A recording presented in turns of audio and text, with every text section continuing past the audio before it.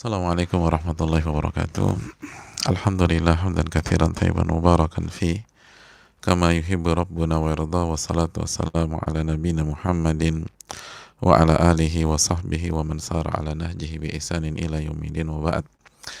Hadirin yang Allah muliakan, tidak ada kata yang pantas untuk kita ucapkan pada kesempatan kali ini kecuali bersyukur kepada Allah Subhanahu wa taala atas segala nikmat dan karunia yang Allah berikan kepada kita, sebagaimana salawat dan salam semoga senantiasa tercurahkan kepada junjungan kita, uswah hasanah kita, Rasul kita Sallallahu Alaihi Wasallam, beserta para keluarga, para sahabat, dan orang-orang yang istiqomah berjalan di bawah naungan sunnah beliau sampai hari kiamat kelak. Hadirin Allah muliakan, sebuah kebahagiaan yang tidak terkira pada kesempatan kali ini kita bisa bertemu dan bersua dalam rangka beribadah dan bertakarub kepada Rabbul Alamin dengan ibadah yang sungguh luar biasa. Ibadah yang disampaikan Nabi kita Sallallahu Alaihi Wasallam, talabul ilmi faridatun ala kulli muslim. Menuntut ilmu hukumnya wajib bagi setiap muslim, baik laki-laki maupun wanita. Hadits yang dikeluarkan Al-Imam Ibnu Majah. Dan pada kesempatan kali ini kita diberikan kesempatan oleh Allah Subhanahu wa taala untuk belajar dan terus belajar. Sebagaimana salawat dan salam semoga senantiasa tercurahkan kepada junjungan kita Nabi kita Muhammadin alaihi salatu wassalam beserta para keluarga, para sahabat, dan orang-orang yang istiqomah berjalan di bawah naungan sunnah beliau sampai hari kiamat kelak. Dan hadirin Allah muliakan, kita kembali bersama Al-Imam Nawawi rahimahullah ta'ala, imam besar, sosok yang begitu karismatik, begitu alim, menguasai berbagai macam disiplin ilmu, dan di waktu yang sama berusaha mengamalkan ilmu-ilmu yang beliau miliki. Dan salah satu yang menunjukkan kedalaman ilmu beliau adalah kitab yang berada di tengah-tengah kita, kitab yang bernama Riyadhus Shalihin, tamannya orang-orang yang soleh. Oleh karena itu hadirin Allah muliakan, bersyukurlah kita pada kesempatan kali ini kita bisa kembali bersama Al-Imam An-Nawawi dan kitab Riyadhus Shalihinnya. Dan hadirin Allah muliakan, pada kesempatan kali ini sebagaimana kita ketahui bersama, kita sudah menyelesaikan kisah yang sangat panjang, namun syarat akan makna, hikmah, dan seterusnya. Dan sebagian atau banyak pihak ingin kisah ini tidak berakhir, tapi itulah kehidupan, ada awal dan ada akhir. Itulah pertemuan, ada perkenalan, lalu nanti ada perpisahan. Dan begitu juga dengan kisah Ka'ab bin Malik, walaupun cukup panjang dan senantiasa mengundang hikmah dan mutiara faedah di setiap episodenya, namun kisah ini akhirnya berakhir. Ya saudaraku yang semoga Allah muliakan, ada banyak jamaah atau teman-teman yang punya pertanyaan berkaitan dengan kisah ini, dan memang kita ketahui bersama kita tidak membuka sesi tanya jawab dari seri pertama sampai terakhir. Oleh karena itu pada kesempatan kali ini kita akan memberikan kesempatan kepada jamaah yang ingin bertanya berkaitan dengan kisah ini dan pelajaran yang berkaitan dengan kisah ini. Semoga Allah Subhanahu wa taala memberikan taufik kepada kita untuk bisa menimba ilmu dari pertanyaan. Dan jamaah yang Allah muliakan, sebuah sesi yang isinya tanya jawab adalah salah satu sunnah dan salah satu metode yang dipraktekkan oleh Nabi kita Sallallahu Alaihi Wasallam.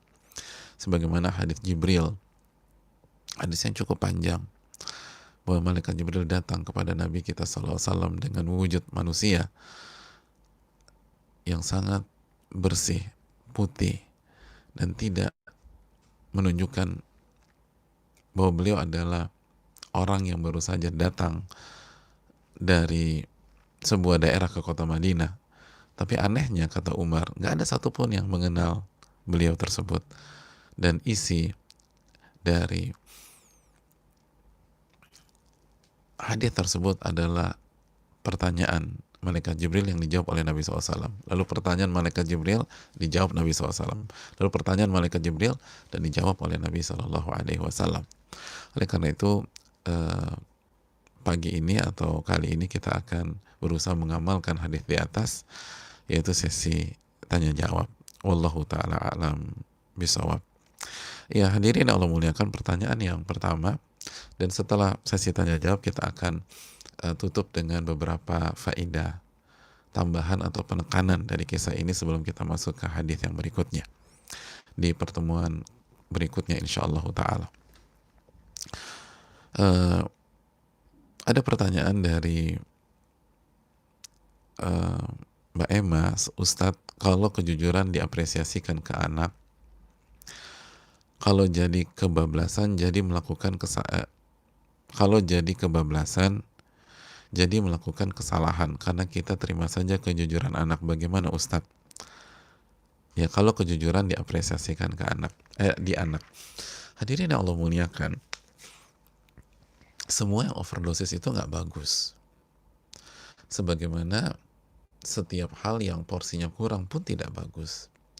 Makanya Islam datang dengan konsep, kalau dalam bahasa ilmiahnya, bigoiri tafrilt wala ifrat, tidak mengurangi porsi tapi tidak berlebih-lebihan. Nah begitu juga dengan mengapresiasi kejujuran. Kalau kita lihat kisah Ka'ab jamaah sekalian, saya rasa clear. Nabi SAW mengapresiasi kejujuran Ka'ab, tapi bukan berarti tidak menghukum Ka'ab.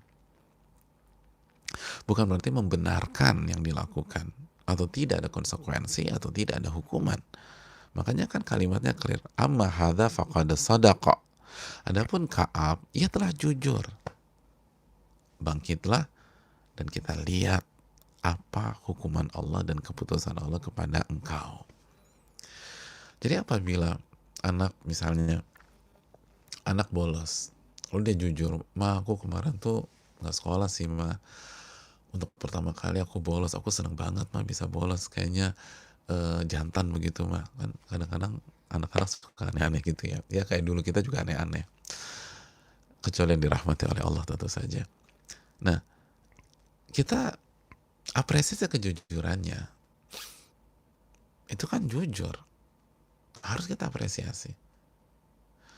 Mama seneng loh kalau kamu mau jujur dan terbuka sama mama, itu bagus. Karena Allah Subhanahu Wa Taala itu memerintahkan kita wa kunu ma'as shadiqin, bersamalah orang-orang yang jujur. Namun perbuatan kamu itu menyalahi aturan. Allah juga berfirman dalam surat Al-Maidah, aufu bil uqud, komitlah dengan kesepakatan MOU dan peraturan. Dan kita kamu dan sekolah kamu punya peraturan, punya kesepakatan. Mama sudah sign, mama udah tanda tangan, kita harus ikut aturan sekolah. Oleh karena itu, mama apresiasi kejujuran kamu, tapi kamu harus dapat hukuman nih, gitu loh. Kamu harus vakum karpet kita sampai selesai, gitu loh. Beres mah cuman karpet kan iya, tapi karpet kita ada 321 karpet misalnya. Jadi sekali lagi hadirin Allah muliakan, apresiasi, lalu yang perlu dihukum. Ingat reward dan punishment itu reward dan punishment itu adalah konsep Islam. Makanya kan ada targhib wa tarhib. Al-Imam Mundhiri punya kitab targhib wa tarhib, memotivasi dan mengancam, targhib wa tarhib. Dalam hadis ini kita lihat bagaimana Nabi SAW memainkan dua hal itu sekaligus, mengapresiasi dan menghukum 50 hari. Allah Ta'ala misal. Jadi bukan hanya mama senang banget atau Umi senang kok mama, kamu jujur, bagus ya nak, ya kalau bagus doang titik, ya dia bolos lagi dan jujur lagi gitu loh. Jadi perlu ada edukasi. Allah Ta'ala alam bisawab. Ada pertanyaan dari Mbak Adinia. Assalamualaikum warahmatullahi wabarakatuh. Waalaikumsalam warahmatullahi wabarakatuh. Selamat pagi. Saya ingin bertanya topiknya tentang bahaya teman buruk. Jadi beliau ingin tanya tentang topik yang Ka'ab bersama sebagian Bani Salimah. Kebetulan saya sering dengar anjuran bahwa seorang muslim hendaknya tidak memutus tali silaturahmi. Bagaimana ya jika dikaitkan dengan bahaya teman buruk ini? Terima kasih, jazakallahu khairan. Hadirin Allah muliakan, lihat bagaimana Nabi kita Shallallahu Alaihi Wasallam berinteraksi dan mengamalkan agama yang begitu indah ini. Kita tahu Nabi SAW punya hubungan baik dengan Abu Talib. Lalu kita tahu bahwa Nabi SAW tidak pernah mengusir orang-orang munafik, nggak pernah menghilangkan mereka dari kota Madinah. Nabi tetap berusaha berdakwah dan mengajak mereka kembali kepada kebenaran. Nah, hadirin Allah muliakan, lalu kita lihat ayat-ayat atau hadis-hadis tentang masalah ini. Contoh misalnya, hadis Abu Hurairah yang dikeluarkan al-Imam Tirmidzi dan Abu Daud. Nabi SAW mengatakan, ar-rajulu ala dini khalili, falyanzur ahadukum man yukhalil. Sangat spesifik. Seseorang itu di atas agama khalilnya. Khalil. Maka hendaklah salah satu atau hendaknya di antara kalian melihat siapa yang dia jadikan khalil. Jadi Nabi SAW menggunakan kata khalil. Dan khalil di dalam bahasa Arab adalah hubungan interaksi atau relationship yang paling dekat, yang paling tinggi. Banyak para ulama mengatakan khalil di atas habib. Habib itu kekasih, khalil di atas lagi. Kalau bahasa kita sekarang, ring satu kita, yang di mana ada dia di situ ada kita, di sana di mana ada kita di situ ada dia. Kita main terus gitu. Kalau bahasa sekarang sebagian itu BFF gitu. Jadi BFF kita tuh siapa? Itu yang benar-benar mempengaruhi. Yang dekat banget. Yang sangat-sangat dekat. Itu tuh dijaga. Sekali lagi, relasi itu macam-macam. Ada teman kenal muka gitu loh. Karena satu sekolah, satu kampus, atau satu kerja. Lo kenal sama ini gak sih? Enggak tuh. Ternyata ketemu. Ini loh yang gue cerita selama ini. Oh, kalau ini mah gue kenal. Satu kantor. Ya itu. Ya gue cuma kenal muka doang. Teman kenal muka. Ada yang cuma tahu nama doang. Gitu. Lo tahu Ahmad gak sih satu kantor sama lo? Ahmad sih tahu. Tapi nggak pernah ngobrol. Gitu. Ada teman tuh yang ketemu, interaksi hanya pas lagi ada urusan aja. Misalnya teman kantor gitu. Satu tim. Benar profesional, kita kerja satu tim dengan dia, tapi begitu selesai udah masing-masing, dan kita nggak pernah tahu privasi dia dan dia nggak pernah tahu privasi kita. Tapi ada teman tuh yang di mana ada kita di situ ada dia. Makanya juga Nabi SAW mengatakan apa? Mathalul jalisi salih wassau ka hamilil miski wa nafikhil kir. Perumpamaan teman duduk yang soleh dan teman duduk yang buruk. Jadi al-jalis, teman, bahasa kita teman nongkrong yang biasa nongkrong bareng, duduk bareng, itu yang hati-hati. Bukan memutuskan semua pihak. Nabi nggak memutuskan hubungan dengan orang munafik, dia orang munafik. Nabi nggak memutuskan hubungan dengan orang kafir juga. Jadi hadirin Allah muliakan, intinya kita harus tahu siapa orang yang kita masukkan di first line kita atau second line kita dan seterusnya. Hanya orang-orang soleh, hanya orang-orang beriman yang kita masukkan. Makanya kan Nabi SAW dalam riwayat yang hadis yang lain mengatakan la tusahib illa mu'mina, dan jangan Anda bersahabat kecuali dengan seorang mukmin. Jangan bersahabat kecuali dengan seorang mukmin. Hadirin yang Allah muliakan, itu yang perlu kita camkan. Adapun berbuat baik itu kepada setiap pihak termasuk non muslim. Makanya Allah Subhanahu wa taala menekankan masalah ini dengan dengan maksimal, bahwa kita itu harus berbuat baik. Allah berfirman dalam surat Al-Mumtahanah ayat 8, la yanhakumullahu 'anil ladzina lam yuqatilukum fid din wa lam yukhrijukum min diyarikum. Allah nggak pernah melarang kalian. la yanhakumullah 'anil ladzina lam yuqatilukum fid din wa lam yukhrijukum min diyarikum an tabarruhum wa tuqsitu ilaihim innallaha yuhibbul muqsitin.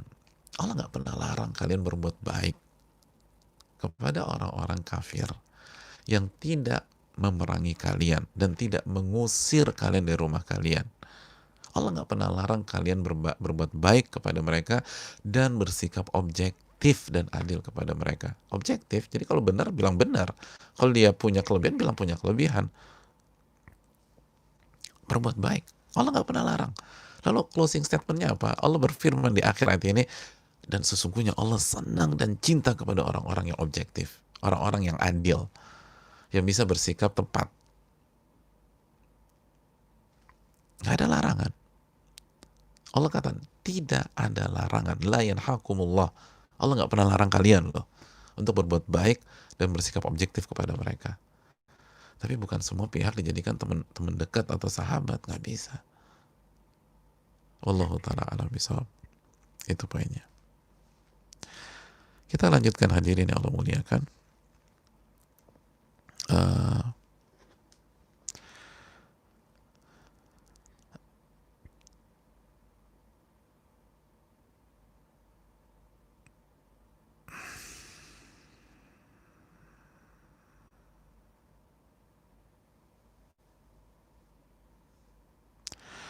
Assalamualaikum warahmatullahi wabarakatuh. Waalaikumsalam warahmatullahi wabarakatuh. Semoga Allah Subhanahu wa taala merahmati dan menjaga Pak Ustadz, keluarga, para tim dan seluruh umat Islam di dunia. Amin ya rabbal alamin.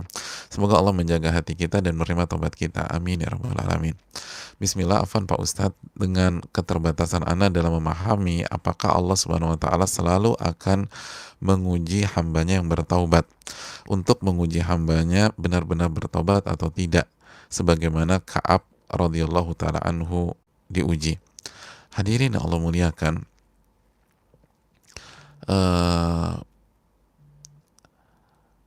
jawabannya ya. Jawabannya ya. Karena ini penting. Dan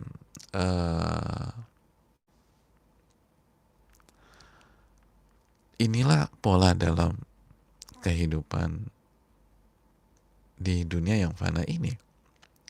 Makanya kan hadirin yang Allah muliakan, di awal-awal surat Al-Ankabut ayat 2, apa kata Allah? Ahasiban nas an yutraku an yaqulu amanna wa hum la yuftanun. Apakah manusia berpikir mereka akan dibiarkan begitu saja mengucapkan keimanan mereka, mendeklar kebaikan mereka? Dan salah satu cabang keimanan adalah tobat, mengatakan saya bertobat, dan mereka nggak diuji sama Allah.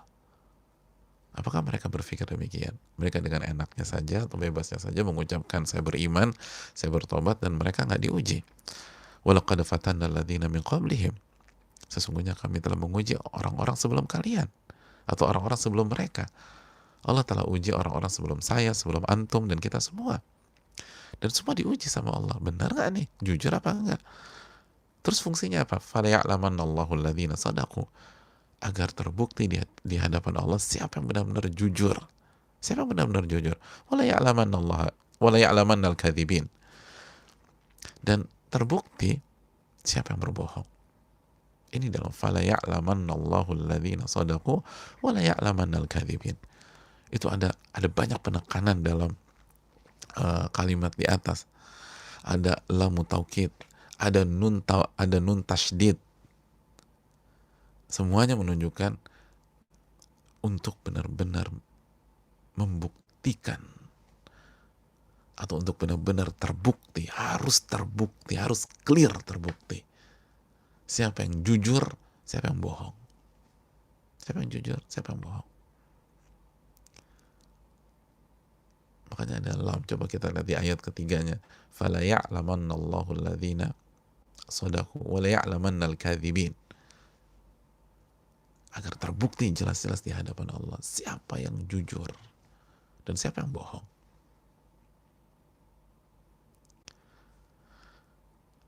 Dan 50 hari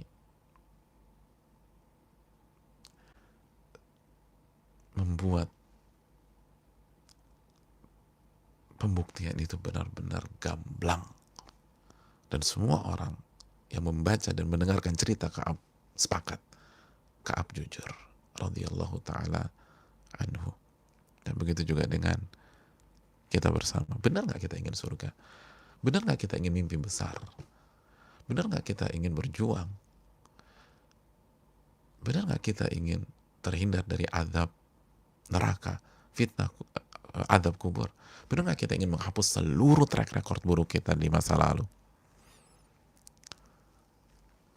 Semua harus kita buktikan dan Allah akan uji. Allah ta'ala bisawab, dan semoga Allah subhanahu wa ta'ala memberikan kita kemudahan dalam ujian tersebut, dan sebagaimana Allah uji, kita minta kepada Allah pertolongan agar kita bisa melewati ujian-ujian tersebut. Amin ya rabbal alamin. Dan jangan pernah minta diuji. Kita minta Allah la sahla illa ma ja'altahu sahla wa anta taj'alul hazna idza syi'ta sahla. Ya Allah, la sahla illa ma ja'altahu sahla. Tidak ada kemudahan kecuali sesuatu yang kau buat mudah. Dan sesulit apapun kalau engkau buat mudah, maka akan menjadi mudah. Wallahu ta'ala bisawab.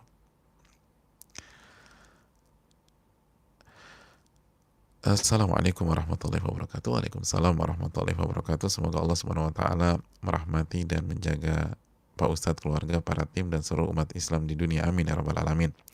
Semoga Allah menjaga hati kita dan menerima tobat kita. Amin ya rabbal alamin. Bismillah. Afan Pak Ustadz, izin bertanya, adakah riwayat dari Nabi SAW tentang ciri-ciri orang yang diterima taubatnya? Hadirin Allah muliakan, pembahasan ini nanti kita selesaikan dulu semua dalil dalam kitab taubat atau bab taubat, baru kita buat kesimpulan tentang masalah ini. Karena di setiap hadits akan terlihat, dan kita belum selesai. Tapi sedikit saja, orang-orang yang diterima taubatnya seperti Ka'ab bin Malik di kisah ini. Setelah itu track recordnya akan bagus. Bayangkan Ka'ab bin Malik, aku nggak pernah mengucapkan kecuali hal yang benar dan jujur sampai hari ini. Dan semoga Allah subhanahu wa ta'ala menjaga diriku. Lihat, benar komitmen. Semenjak kasus itu terjadi, sampai beliau cerita sama anaknya, beliau nggak pernah menyampaikan kecuali kebenaran dan kejujuran. Lalu lihat, terjadi perubahan yang sangat luar biasa. Dan semoga Allah menjaga saya. Tidak mengatakan kalau saya mau, saya bisa. Tidak.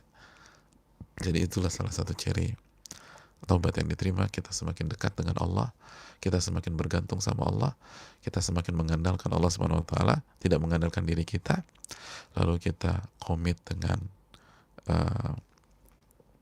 perubahan kita, dan kita berusaha jaga keistiqomahannya dan berusaha fokus menuju surga Allah Jalla wa'ala. Wallahu ta'ala bisawab.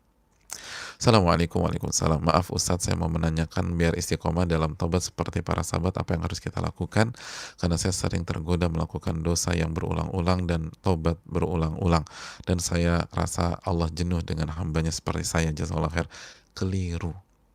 Dan bukan mengarah kepada penanya, jazakallah khair atas pertanyaannya, tapi maksudnya ini adalah narasi keliru yang dibangun oleh syaitan kepada diri kita. Allah jenuh dengan diri kita yang lemah ini, yang gak berbakat ini, yang bebel ini, yang mengulang-ulang kesalahan. Tidak. Nabi kita SAW bersabda, kullu bani Adam khata', kullu bani khata', kullu bani Adam khata'un wa khairul khata'ina tawwabun. Kullu bani Adam khata'un. Setiap bani Adam banyak sekali melakukan kesalahan, banyak sekali melakukan kesalahan, dan sebaik-baik mereka yang paling banyak bertaubat, yang paling banyak bertobat. Nabi Shallallahu Alaihi Wasallam yang bersabda, kita banyak kesalahan. Kita banyak kesalahan. Kullu bani Adam khata. Banyak banget melakukan kesalahan. Bukan satu, bukan dua, bukan tiga, bukan empat, tapi banyaknya luar biasa. Dan sebaik-baik mereka adalah orang yang paling banyak bertobat kepada Allah Subhanahu wa Ta'ala. Terus bertobat, terus bertobat, terus bertobat. Jangan pernah merasa Allah jenuh. Allah nggak pernah jenuh. Kita udah jelaskan hadis-hadisnya.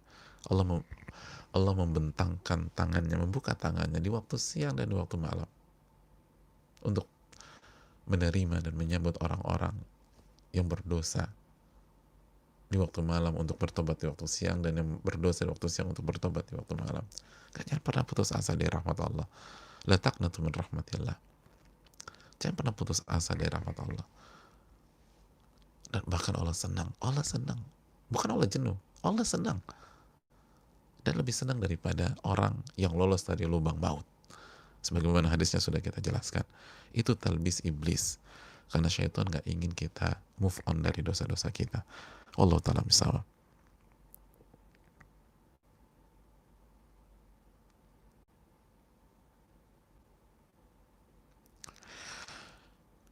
Ingin bertanya Ustadz, berapa lamakah seorang suami diperbolehkan mendiamkan istri, dan apakah boleh ketika jarak sedang berjauhan mendiamkan istri, ataukah hanya boleh mendiamkan saat satu rumah saja?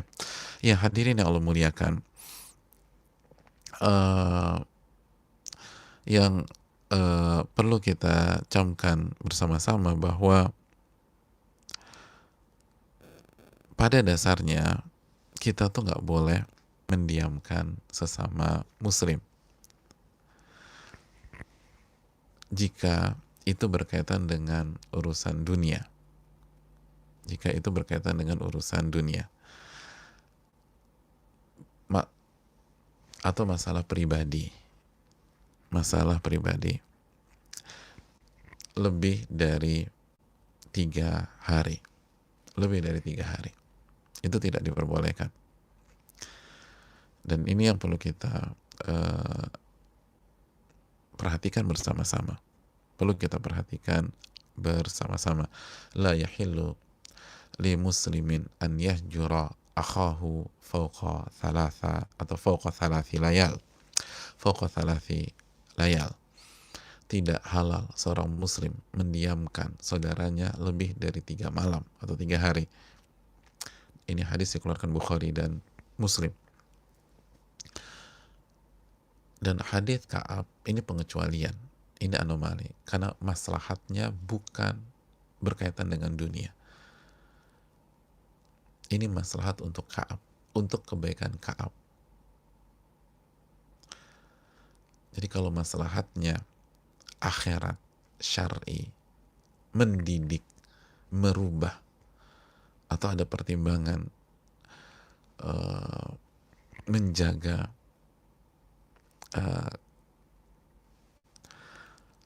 menjaga agar tidak salah paham dan seterusnya, kita boleh mendiamkan. Dan itu ada pembahasan khusus.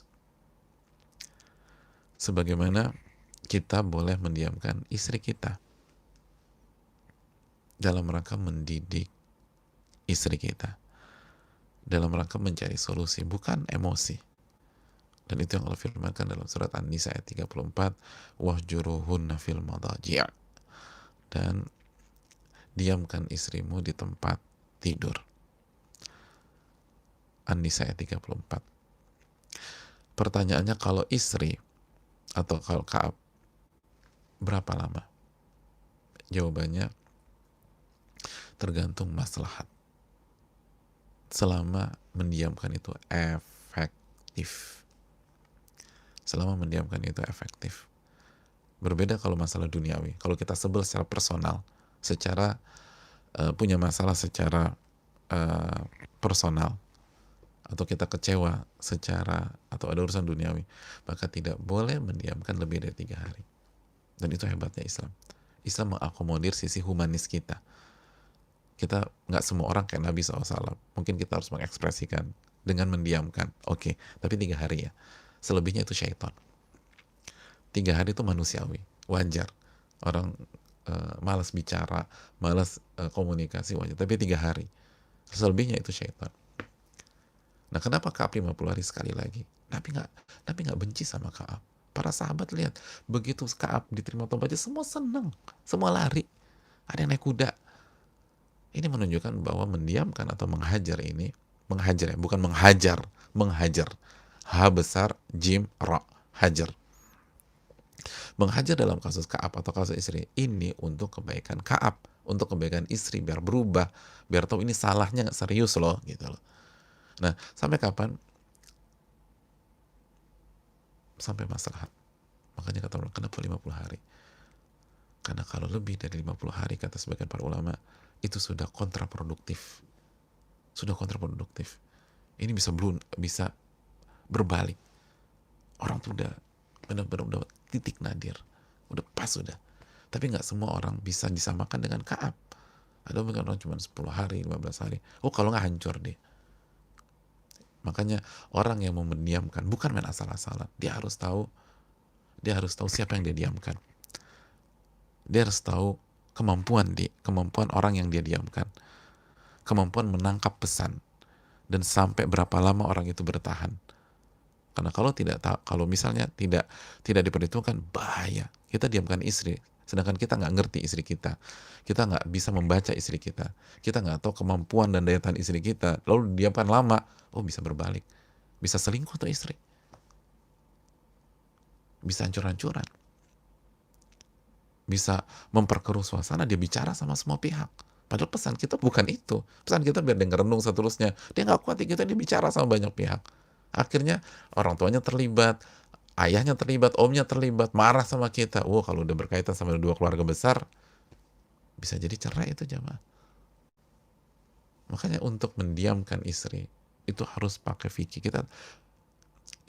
Tujuan mendiamkan istri dalam An-Nisa 34 itu untuk merubah, untuk mendidik.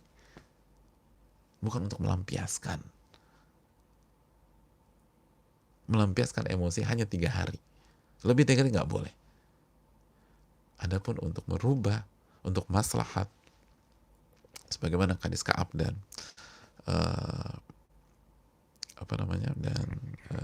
An-Nisa 34, maka itu dikembalikan kepada maslahat. Wallahu ta'ala bisawab. Assalamualaikum warahmatullahi wabarakatuh. Waalaikumsalam warahmatullahi wabarakatuh. Pak Ustadz Nuzul Tikri. Iya, terima kasih. Saya udah bapak-bapak kayaknya. Semoga Pak Ustadz dan Imam Nawawi, keluarga, guru-guru, orang terdekat, serta kaum muslimin diberkahi oleh Allah. Amin ya rabbal alamin. Ya, semoga penanya juga demikian ya, dan kita semua. Semoga kita diberkahi oleh Allah Jalla wa'ala. Saya mau nanya tentang hal yang selalu Pak Ustadz katakan, yaitu jujur kepada Allah. Itu saya belum paham definisinya Pak Ustadz. Mohon penjelasan, terima kasih. Hadirin yang Allah muliakan, jujur kepada Allah Subhanahu wa taala itu adalah bahasa Allah dalam Al-Quran dan bahasa Nabi dalam hadis Nabi SAW. Coba kita buka misalnya surat Muhammad ayat 21. Allah berfirman, فَإِذَا عَزَمَ الْأَمْرُ فَلَوْ صَدَقُوا اللَّهَ لَكَانَ خَيْرًا لَهُمْ. Dan ketika suasana genting, lalu mereka jujur kepada Allah, maka itu yang terbaik buat mereka. Jujur kepada Allah. Jujur itu apa sih jamaah? Jujur artinya apa yang kita ucapkan dan kenyataan sama. Contoh, kita sholat kan, benarnya sholat nggak? Sholat.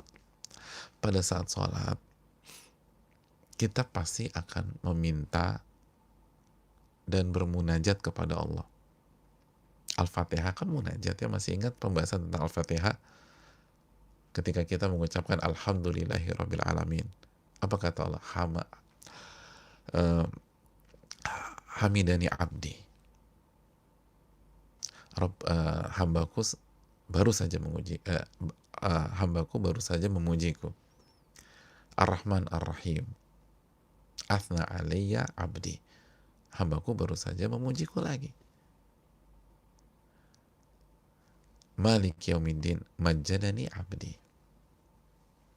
Hambaku baru saja mengagungkan aku. Iyyaka na'budu wa iyyaka nasta'in. Kata Allah, kita bagi dua nih. Satu buat aku, yang satu buat hambaku. Nah, kita pertanyaan kita adalah ketika kita mengucap iyyaka na'budu wa iyyaka nasta'in, itu kan statement, itu kan ucapan. Hanya kepada Allah kami beribadah dan hanya kepada Allah kami meminta pertolongan. Nah, ketika di luar sholat, seperti itu nggak sikap kita dan kenyataan dalam hidup kita? Bahwa kita hanya beribadah kepada Allah dan kita hanya minta pertolongan kepada Allah Subhanahu wa Ta'ala. Pada saat kita membaca ihdinas siratal mustaqim, ya Allah tunjukinlah kami jalan yang lurus. Setelah selesai sholat, sikap kita, derap langkah kita, lisan kita, itu menunjukkan orang yang mencari jalan yang lurus atau justru orang yang cari jalan menuju neraka. Itu jujur sama Allah. Itu jujur sama Allah. Misalnya kita berdoa, Rabbana atina fid dunya hasanah, ya Allah berikanlah kami kebaikan di dunia, wa fil akhirati hasanah, kebaikan di akhirat surga, wa qina adzabannar, dan jauhkanlah kami dari siksa api neraka. Nah, ketika kita minta surga, benar nggak sikap kita, ucapan kita, pemilihan kata, objek pembicaraan, cara kita mencari rizki dan seterusnya benar-benar menunjukkan profil orang yang minta surga? Atau justru kita terlihat seperti orang yang pengen masuk neraka? Jadi apa yang kita ucapkan dan apa yang terjadi, yang kita lakukan dan kenyataan itu sesuai apa tidak? Makanya setiap orang yang jujur kepada Allah pasti jujur kepada makhluk, pasti jujur kepada manusia, dan belum tentu sebaliknya. Orang yang jujur kepada manusia belum tentu jujur kepada Allah. Betul banyak orang yang jujur kalau bicara dan berbisnis tapi nggak sholat, tapi nggak beriman. Tapi kalau orang jujur sama Allah, pasti dia jujur sama manusia. Karena salah satunya Allah minta dia jujur sama manusia. Jadi ini komprehensif. Ini paket full package. Kalau kita jujur kepada Allah, pasti kita akan jujur sama semuanya. Tapi belum tentu sebaliknya. Makanya isunya bukan hanya jujur sama orang tua, jujur sama istri, jujur sama suami. Karena kalau kita hanya mengarahkan orang jujur kepada istri, bisa jadi dia bohong sama orang tuanya. Dan itu banyak terjadi. Banyak orang jujur sama, dia nggak bisa bohong sama istrinya, tapi sama ayahnya dibohongin, ibunya dibohongin, tapi istrinya enggak. Atau sebaliknya, sama orang tuanya dia nggak pernah bisa berbohong, tapi istrinya dibohongin, suaminya dibohongin. Tapi kalau kita jujur sama Allah, ya Allah saya ingin jadi orang baik, ya Allah saya ingin jadi orang bertakwa. Allah ma'ati nafsi taqwa, ya Allah berikanlah ketakwaan di dalam diriku, dalam jiwaku. Maka orang yang bertakwa harus jujur, maka kita akan jujur kepada semuanya. Allah ta'ala alam bisawab. Jadi jujur kepada Allah, iya jujur kepada Allah. Yang kita langsung kita berinteraksi dengan Allah Subhanahu wa taala itu lebih dalam daripada sebatas jujur kepada makhluk dan manusia. Wallahu taala alam.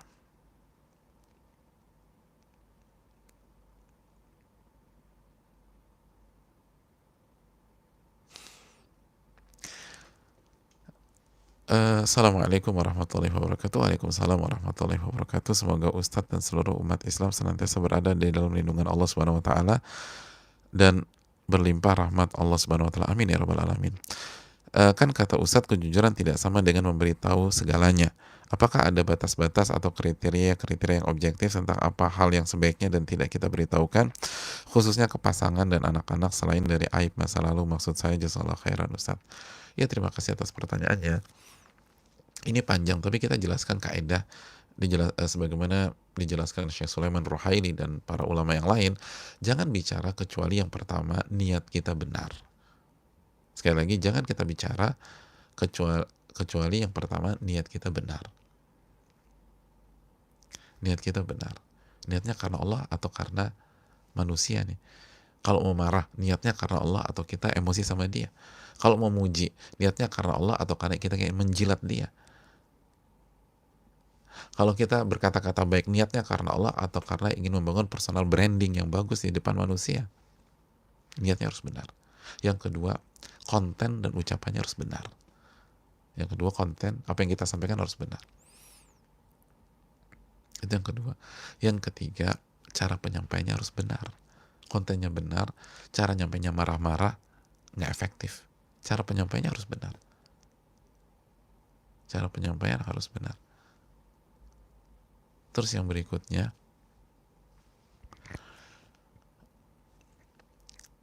memperhatikan efeknya. Jadi efeknya harus benar. Jangan sampai efeknya tambah ribet, efeknya tambah parah, efeknya tambah fatal. Makanya perhatikan efeknya. Ini berkaitan dengan timing, waktu, tempat, dan seterusnya. Efeknya gimana nih? Dia tuh kemarin gue bicara, gue kasih masukan ke dia ngamuk. Emang lo kasih masukan jam berapa? Jam 2:30 pagi sih. Ya orang ngantuk karena kasih masukan. Jangan, itu efeknya nggak positif kalau kita kasih masukan di jam tersebut. Wallahu ta'ala alam bisawab. Jadi itu cara atau salah satu kaidah tentang bicara atau menyampaikan. Sekali lagi, jangan buka aib masa lalu kecuali diperlukan. Pada saatnya kita nggak buka, kecuali diperlukan. Misalnya jika calon pasangan kita meminta itu untuk pertimbangan dia pernikahan, dan itu ada pembahasannya. Jadi ketika kita mau menikah, lalu kita sudah punya calon, lalu calon kita minta sebuah data yang berkaitan dengan masa lalu kita, dan ini bagi dia penting untuk berumah tangga dengan kita. Nah itu bisa kita pertimbangkan, itu bisa kita buka, tapi semuanya enggak, hanya perlu-perlu saja. Dan kita melakukan khilaf cerita dan lain sebagainya, dan akhirnya membuat rusak. Kita cerita bandelnya kita di depan anak-anak kita, ya hancurlah anak-anak kita. Ada orang tua yang masa mudanya clubbing, terus berzina dan seterusnya, terus dia cerita sama anak-anak pas remaja, ya nggak benar, itu bukan jujur. Wallahu ta'ala bishawab. Itu salah dalam manajemen komunikasi.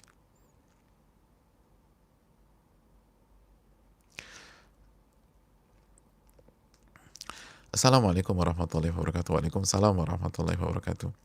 Ustadz, saya beberapa bulan yang lalu melakukan proses untuk mencari jodoh ta'aruf. Ketika di hadapan nadhar, ikhwan tersebut ingin melanjutkan ke tahap selanjutnya.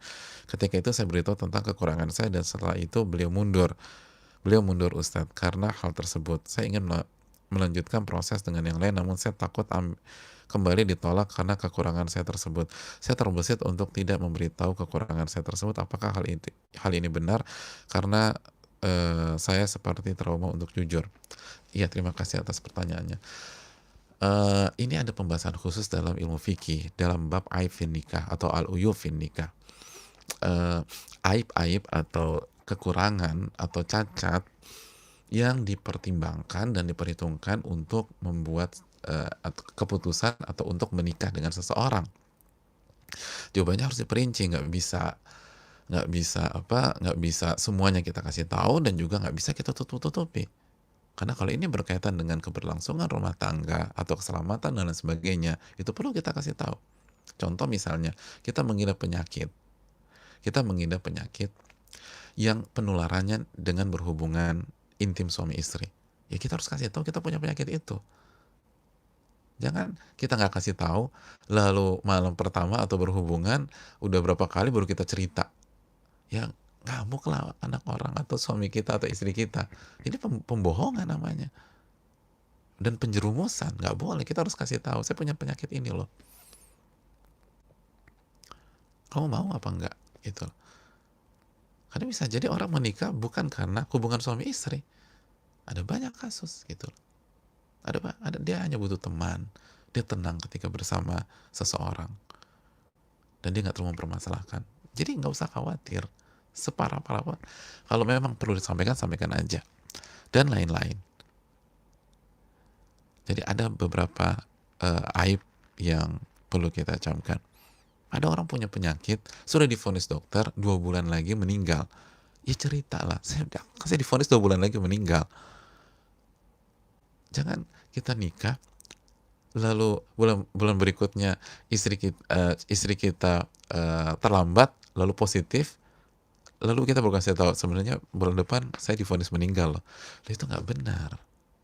Sampaikan aja. Sampaikan. Jadi aib atau cacat atau masalah yang akan berdampak ke tujuan pernikahan atau kelanggengan pernikahan atau ke core pernikahan atau prinsip bagi calon pasangan kita atau hal yang memang dia inginkan, maka kita harus sampaikan. Dan orang beda-beda, orang berbeda-beda. Dan gak usah malu untuk jujur. Ingat, inna sidqa yahdi ilal bir. Kejujuran itu akan bawa kepada kebaikan. Hadirin Allah muliakan, kita itu ingin memiliki pasangan yang menerima kita apa adanya. Dan itu indah. Pasangan yang menerima kita apa adanya, kelebihan dan kekurangan kita. Lalu kita berusaha memperbaiki kekurangan kita bersama dengan dia. Lalu mengasah kemampuan kita atau kelebihan kita agar semakin optimal. Kan begitu kan?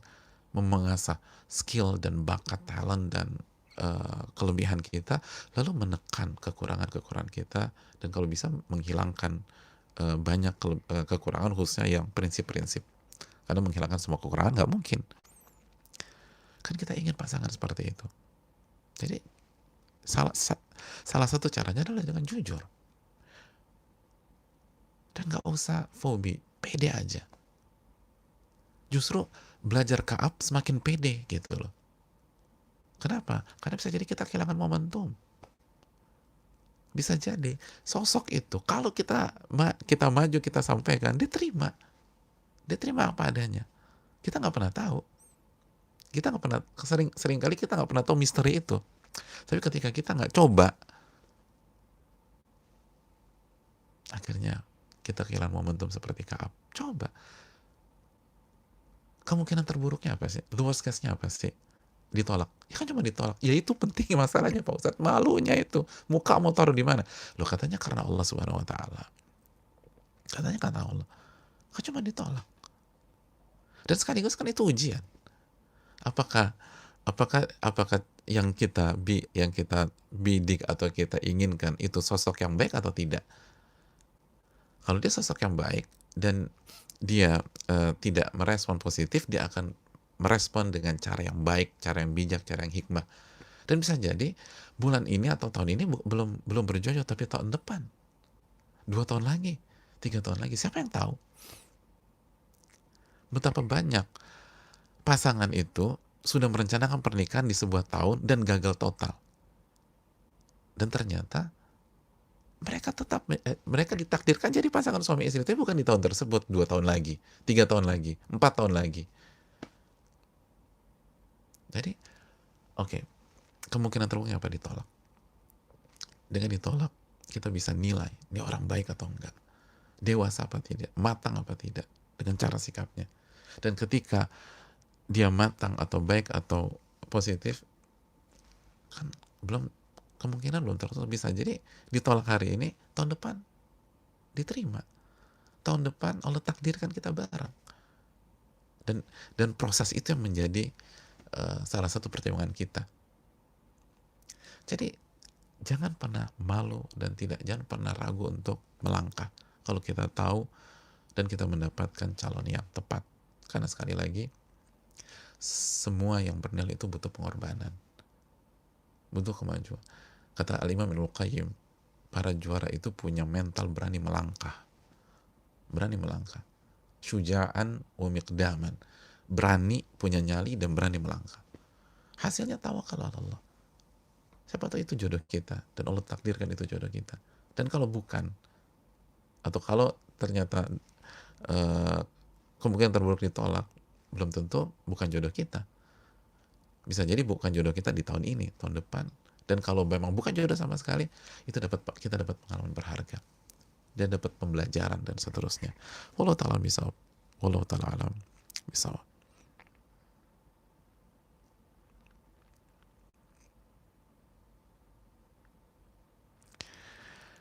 Assalamualaikum warahmatullahi wabarakatuh. Ustaz, waalaikumsalam warahmatullahi wabarakatuh. Semoga Allah merahmati dan melindungi Ustaz, keluarga, seluruh tim, dan seluruh umat Islam. Amin ya rabbal alamin. Dan jamaah, menariknya kalau kita mau tanya dan jangan lupa doakan Imam Nawawi loh jamaah. Jangan lupakan doakan Imam Nawawi, doakan orang tuanya dan doakan keluarganya. Itu adab kita kepada ahli ilmu atau orang yang memberikan nikmat ilmu kepada kita. Dan itu harus kita latih. Dan itu bukan basa-basi. Kita dapat ilmu banyak sekali dari Al-Imam An-Nawawi rahimahullahu ta'ala. Dan salah satu cara doakan beliau adalah dengan kita mengatakan Al-Imam Nawawi rahimahullah. Semoga Allah merahmati beliau. Ustadz mau bertanya bagaimana caranya agar kita bisa sabar dan nggak komplain saat ujian satu belum selesai tapi ujian berikutnya sudah datang seperti yang terjadi dengan Ka'ab. Terima kasih Ustadz. Ya, terima kasih atas pertanyaannya. Eh, Hadirin yang Allah muliakan, itulah pola dalam kehidupan sebagaimana Nabi SAW menjelaskan dalam hadis Tirmidzi. Intinya adalah tidaklah kita menghadapi sebuah ujian kecuali berikutnya kita akan menghadapi ujian yang kedua, lalu berikutnya ujian yang ketiga, ujian keempat sampai kematian kita. Dan cara kita bisa nggak komplain dengan meyakini siapa yang kasih ujian. Yang kasih ujian Ar-Rahman Ar-Rahim, yang maha pengasih lagi maha penyayang, yang memberikan ujian Al-Alimul Khabir, yang maha mengetahui baik yang global maupun yang detail. Tapi jangan hanya berpangku tangan, kita harus berjuang, kita harus fight, dan kita harus berani berkorban. Yang memberikan ujian kita, yang paling sayang kepada kita, yang paling baik kepada kita, dan yang paling tahu yang terbaik untuk kita. Kalau kita bisa tanamkan ini, kita akan tenang, kita akan nyaman. Kenapa kita disuntik di rumah sakit, disuruh tes A, tes B, tes C, diubek-ubek gitu, kita nggak komplain karena kita tahu kita ditangani oleh dokter yang tepat, dokter yang hebat, dokter terbaik. Kita nggak akan komplain. Lalu bagaimana dengan yang memberikan ujian adalah Allah Subhanahu wa taala. Wallahu taala a'lam bishawab.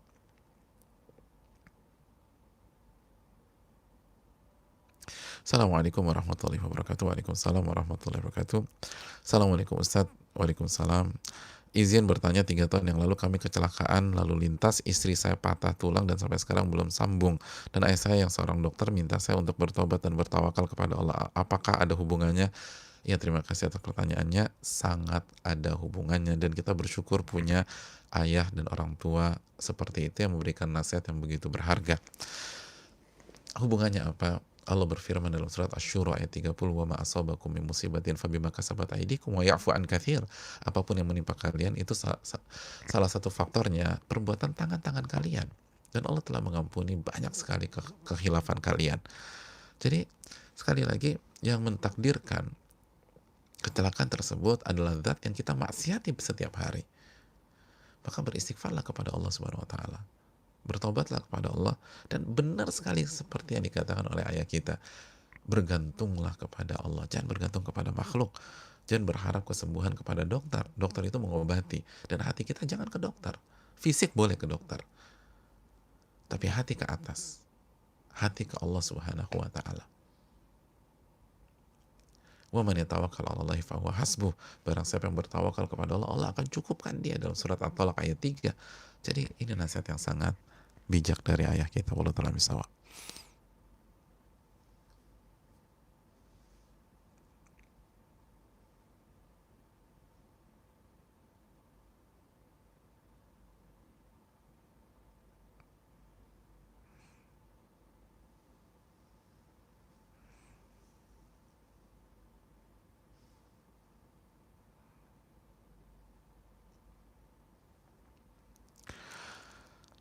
Assalamualaikum Ustaz. Waalaikumsalam dari Mbak Sari.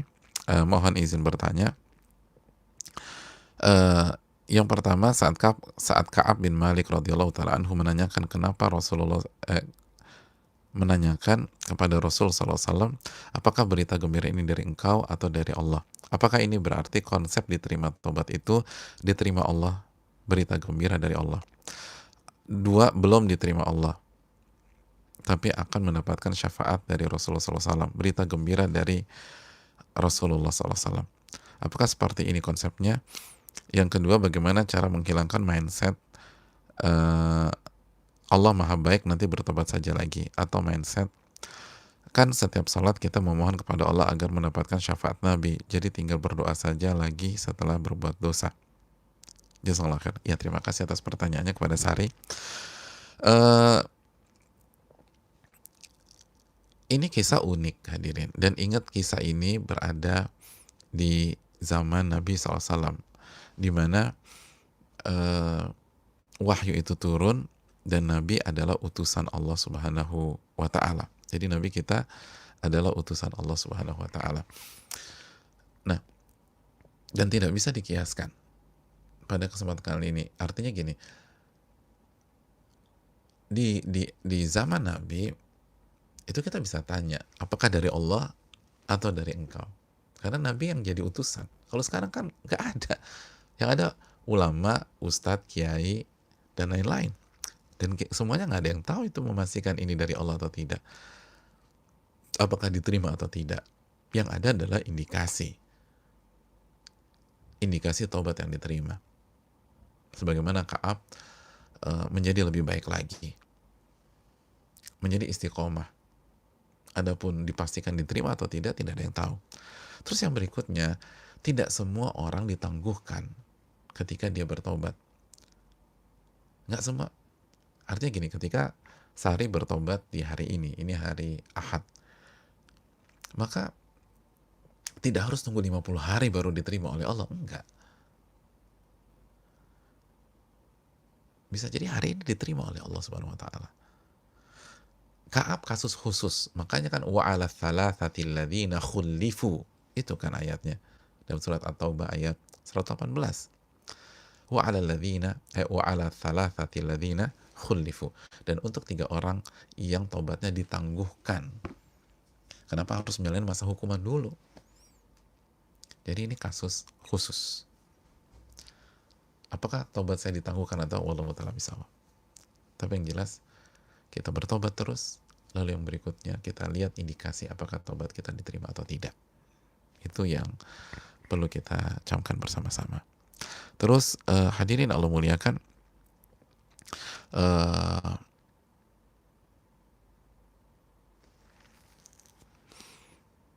dan berita gembira dalam dalam konteks ini bukan tentang syafaat Nabi SAW, bukan.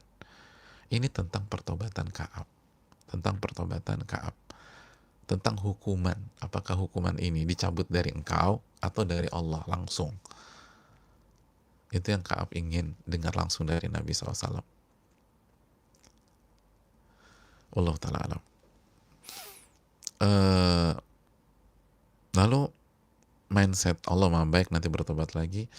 Allah maha baik, Allah al-muhsin, at-tayyib, itu bukan digunakan untuk pintu berdosa kepada Allah, tapi itu digunakan untuk tetap menjaga harapan pada saat kita berdosa, sehingga kita mau bertobat kepada Allah Subhanahu wa Ta'ala. Jadi bukan di awal. Ketika kita berhadapan dengan dosa, yang harusnya kita ingat adalah Allah itu syadidul iqab, yang maha pedih siksanya. Yang harus ada dalam hati kita murka Allah Subhanahu wa Ta'ala. Nah, begitu kita khilaf, ini jangan dipraktekin ya. Tapi nggak dengan sengaja juga kita manusia yang banyak khilaf. Begitu kita khilaf dan berdosa, baru ganti pola. Polanya adalah Allah itu maha baik, Allah maha pengampun, Allah maha sayang sama kita. Maka tobatlah kepada Allah Subhanahu wa Ta'ala. Jadi jangan salah pakai pola. Wallahu ta'ala alam bisawab. Ya, hadirin yang Allah muliakan, terakhir sebelum kita melanjutkan ke hadis berikutnya di pertemuan esok insyaallah ta'ala, kembali saya ingin menyampaikan kepada kita semua bahwa kisah ini benar-benar real di tengah-tengah kita. Atau dalam arti kisah ini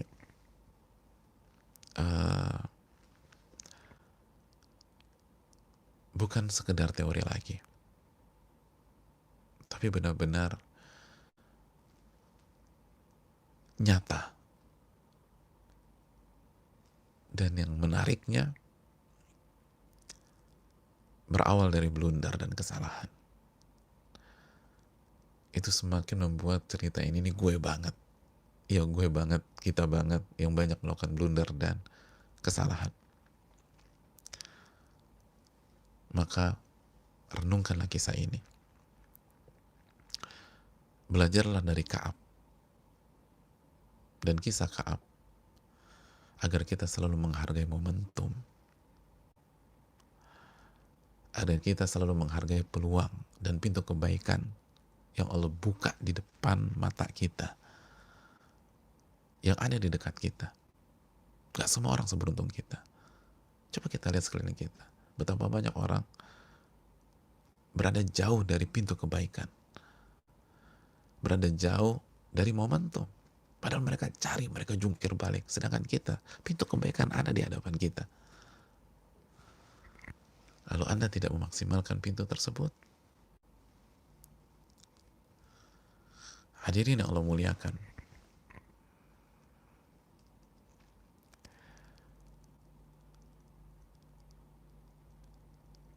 Ingatlah ucapan Al-Imam Ibnul Jauzi dan para ulama bahwa menunda-nunda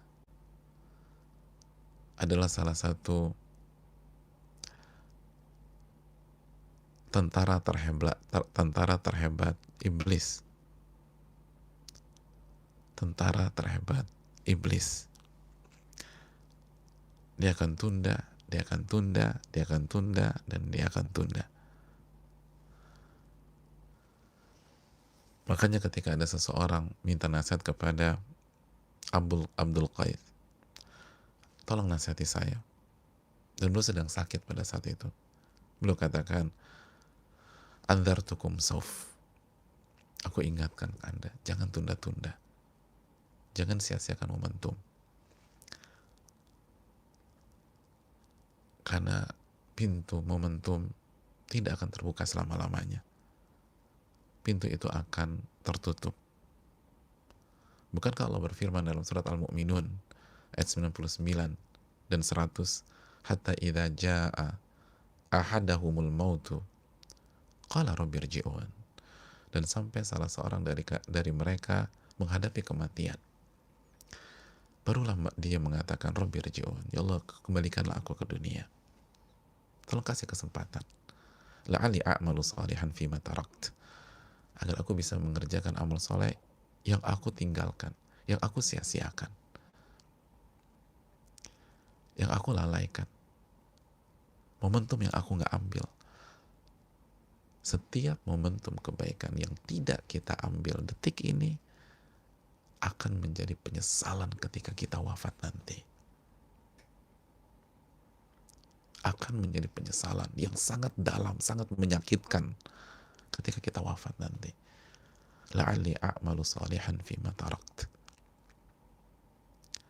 Dan tidak ada kesempatan lagi. Kalla innaha kalimatun huwa qailuha. Itu hanya omong kosong. Itu hanya kalimat-kalimat indah yang diucapkan. Buktinya kenapa Anda nggak ambil momentum itu? Di depan mata Anda kok. Anda bisa kerjakan ibadah itu. Anda bisa berhijrah. Anda bisa sholat. Anda bisa puasa. Anda bisa berinfak. Anda bisa sujud. Anda bisa bangun rumah tangga.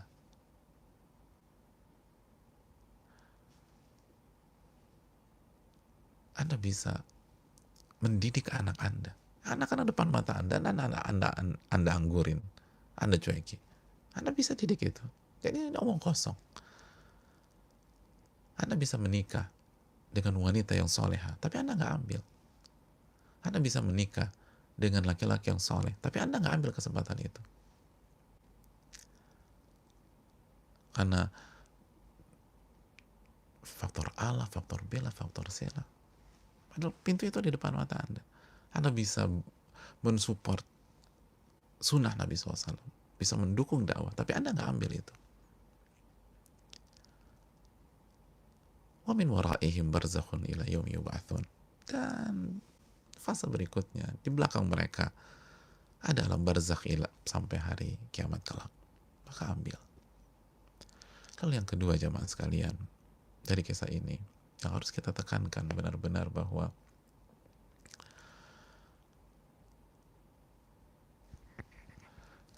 untuk istiqomah kita butuh sahabat-sahabat yang baik. Ka'ab sekuat itu saja bisa goyang ketika diserang bertubi-tubi dengan kalimat-kalimat negatif. Dan beliau hampir buat blunder yang paling lucu, hadirin. Nabi udah bilang, Ka'ab jujur, tiba-tiba direvisi. Itu paling lucu. Dan itulah bahaya sahabat-sahabat yang buruk. Jangan pernah kepedean. Jangan pernah dengar mereka. Cari sahabat yang kata Abdullah bin Abbas, kalau berinteraksi dengan mereka, melihat mereka, kita mengingat Allah Subhanahu wa Ta'ala. Bukan orang-orang yang mengajak kita mengikuti hawa nafsu kita. Bukan orang-orang yang mengajak kita untuk tidak jujur. Yang jauh dari Allah Subhanahu wa Ta'ala. Dan ini penting.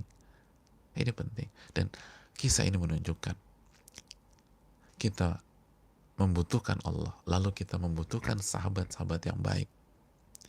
Bukan hanya pada saat kita semangat ibadah, tapi juga pada saat kita melakukan kesalahan dan blunder. Kita butuh sahabat-sahabat yang baik. Dan ini penting, karena banyak orang ketika melakukan kesalahan, melakukan blunder, itu minder dan menjauh dari sahabat-sahabat yang baik. Minder dan menyendiri, dan akhirnya ketemu dengan para pelaku maksiat dan merasa bahwa kita senasib penanggungan, sama-sama putus asa dari rahmat Allah, sama-sama merasa nggak punya harapan, dan akhirnya maksiat. Justru ketika kita melakukan blunder dan kesalahan serius, cari sahabat yang baik agar harapan itu tetap ada. Bukan minder. Cari sahabat yang soleh, cari sahabat yang soleha. Ini hal yang sangat penting, jamaah. Lalu hadirin yang Allah muliakan, kisah Ka'ab juga mengajarkan kepada kita bahwa hidayah itu mahal, taubat itu mahal. Benar deh, kita ini seringkali melalaikan taubat. Untuk dapat pertobatan, Ka'ab jungkir balik 50 hari, jamaah. 50 hari. Itu menunjukkan taubat itu mahal, taubat itu mewah. Taubat itu harus diperjuangkan. Taubat gak sesimpel ucapan Rabbik firli wa tub alayya tanpa ada ruh, tanpa ada keyakinan, tanpa ada pengorbanan. Kisah ini menunjukkan taubat itu mewah. Taubat gak gratisan. Taubat gak hanya dengan ucapan atau gak sebatas dengan casing. Casing itu penting, ucapan penting. Tapi mana perjuangannya? 50 hari jungkir balik, ya Allah. 50 hari dicuekin, didiamkan. 50 hari merasa benar-benar terkucilkan. Wadhaqat alaihim anfusuhum, itu dada sesaknya minta ampun. Itu perjuangan untuk taubat. Bumi ini sempit, padahal bumi begitu luas, kata Allah dalam surat At-Taubah 118 itu. Sempit, benar-benar sempit, pening. Itu perjuangan, jamaah. Taubat gak gratisan. Makan siang gak ada yang gratis katanya kok. Makan siang, gak ada makan siang gratis. Kan itu sebuah quote yang berlaku di dunia lapangan dan dunia bisnis. Lalu tobat Anda cari gratisan? Gak ada. Harus diperjuangkan. Kan gak mudah. Ka'ab. Semua, bahasanya, semua perjuangan beliau ikut.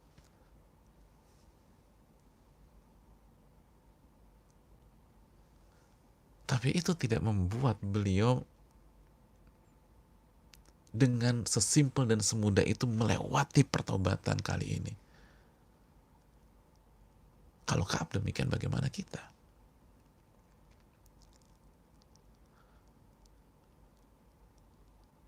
Kenapa sih kita nggak jaga tobat kita? Karena kita meremehkan. Kita berpikir tobat itu hanya Rabbik firli, astagfirullah. Hanya berpikir tub alayya, tub alayya. Betul, itu penting. Tapi pertanyaan, apa kalau terima tobat Anda? Apakah sesederhana itu? Padahal Allah berfirman, "Masathumul ba'sa wa dharra wa zulzilu." Orang-orang sebelum kalian itu mendapatkan kesulitan, kesengsaraan, dan digoncang sama Allah. Hatta yaqula ar-rasulu walladzina amanu ma'ahu mata nasrullah. Sampai Nabi di era itu dan orang-orang beriman bertanya, kapan pertolongan Allah? Ala inna nasrallahi qarib. Ketahuilah pertolongan Allah itu dekat.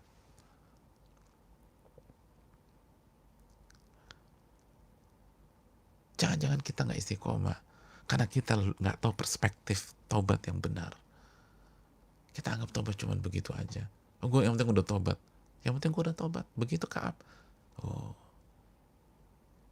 Makanya kan sebagian ulama klasik mengatakan bahwa taubat nasuha adalah taubat pada saat seseorang merasakan titiknya Ka'ab bin Malik. Wadaqat alaihim anfusuhum. Itu hati benar-benar sesek. Wadhannu alla malja'a minallah illa ilaih. Dan di saat itulah manusia yakin gak ada jalan keluar kecuali kembali kepada Allah.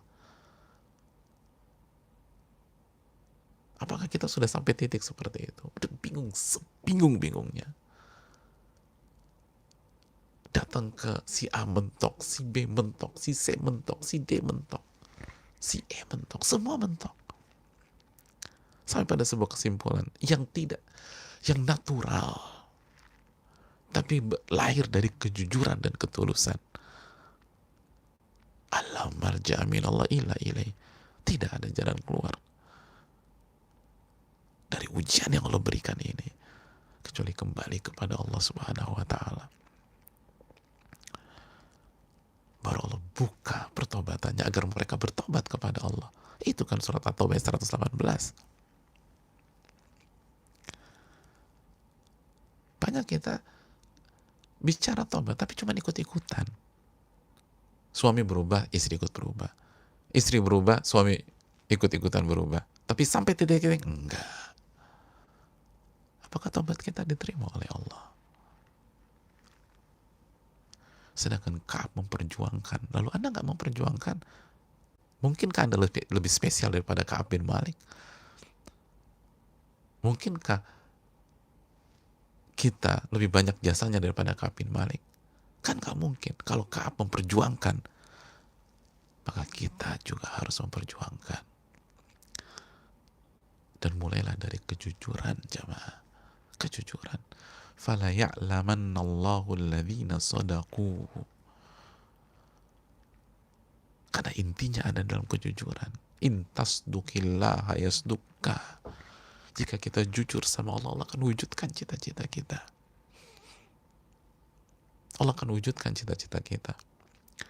Pernah dengar kisah hadis ini? Intasduqillaha yasdukka. Jika Anda jujur kepada Allah, Allah akan wujudkan cita-cita Anda. Ini kan ada seseorang ikut perang sama Nabi SAW. Lalu ketika bagi-bagi ghanimah, dia nggak mau. Kata beliau, bukan untuk ini aku berperang denganmu, bukan untuk ini aku berjuang denganmu. Padahal sahabat-sahabat yang lebih senior terima, dan ini nggak masalah, ghanimah memang hak. Tapi beliau nggak mau. Terus kenapa? Aku tuh berjuang agar senjata musuh menusuk leherku dari depan dan tembus ke belakang. Apa kata Nabi SAW? Intasduqillah yasdukka. Jika engkau jujur saat ngomong tadi, Allah akan wujudkan cita-cita Anda. Nabi nggak mengatakan bagus, enggak. Atau Nabi nggak mengatakan yang benar, enggak. Intasduqillah yasdukka. Jika Anda jujur, Allah akan wujudkan cita-cita Anda. Lalu apa yang terjadi? Terjadi peperangan berikutnya. Dan begitu selesai, ada sosok terbujur kaku diangkut oleh beberapa sahabat, atau sosok itu sudah terbujur kaku. Dan begitu melihat sosok tersebut, Nabi terkejut. Sampai Nabi mengatakan, ahu. Itu orang yang dulu bicara ya. Kenapa Nabi terkejut? Senjata musuh masuk dari tembus ke belakang. Kata para sahabat, iya beliau. Apa kata Nabi? Sadaqallah fasadaqah. Orang ini jujur sama Allah. Dan Allah benar-benar wujudkan cita-citanya. Allahu Akbar. Oh kama qal fi dzalikal hadits.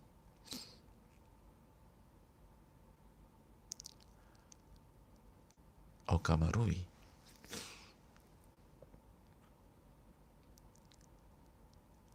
Kejujuran itu penting.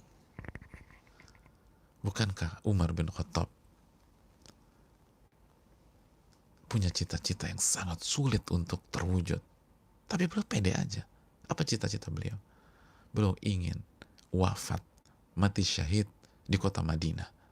Itu orang bingung, kok gimana caranya wafat di kota Madinah, mati syahid? Tapi kejadian, beliau wafat di kota Madinah, mati syahid. Kenapa? Jujur ketika bicara. Makanya intinya, ini banyak kita nggak jujur jamaah. Dan kita nggak usah nunjuk pihak lain, diri kita sendiri. Jujur nggak kita sama Allah? Dan jangan berharap masalah selesai kalau tidak ada kejujuran. Makanya Allah kan mengatakan, apalagi di dalam kondisi-kondisi berat, kondisi-kondisi genting, Allah yang mengatakan, فَإِذَا عَزَمَ الْأَمْرُ فَلَوْ صَدَقُوا اللَّهَ لَكَانَ خَيْرًا لَهُمْ. Dan ketika kondisi berat, kondisi serius, kondisi genting, kalau saja mereka jujur sama Allah, maka itu yang terbaik buat mereka. Pasti hasilnya baik dan lebih baik. Tapi mereka nggak jujur. Mereka nggak jujur. Jujurlah. Kejar cita-cita kita. Kejar surga Allah Jalla wa'ala. Sebagaimana Ka'ab mengatakan, yang menyelamatkan saya kejujuran. Ini bisa disampaikan pada kesempatan kali ini. Dan semoga bermanfaat. Dan semua yang benar datangnya dari Allah dan Rasulnya. Dan yang keliru dan khilaf datangnya dari saya dan dari syaitan. Dan buang apa yang saya katakan jika keliru, dan ambillah Al-Quran dan Sunnah Nabi SAW, karena itu merupakan kebenaran. Imam Syafi'i mengatakan, idza khalafa qawli qala Rasul fadribu biqawli ardal ha'id. Apabila ucapanku tidak sesuai dengan tuntunan Nabi SAW, buanglah ucapanku ke tembok. Kalau imam besar kita, Imam Syafi'i mengatakan demikian, apalagi seseorang yang fakir ilmu yang sedang berbicara pada detik ini. Jika ada yang keliru, buang saja dan ambillah sunnah Nabi SAW. Subhanakallahumma wa bihamdika, la ilaha illa anta, astaghfiruka wa atubu ilaik. Assalamualaikum warahmatullahi wabarakatuh.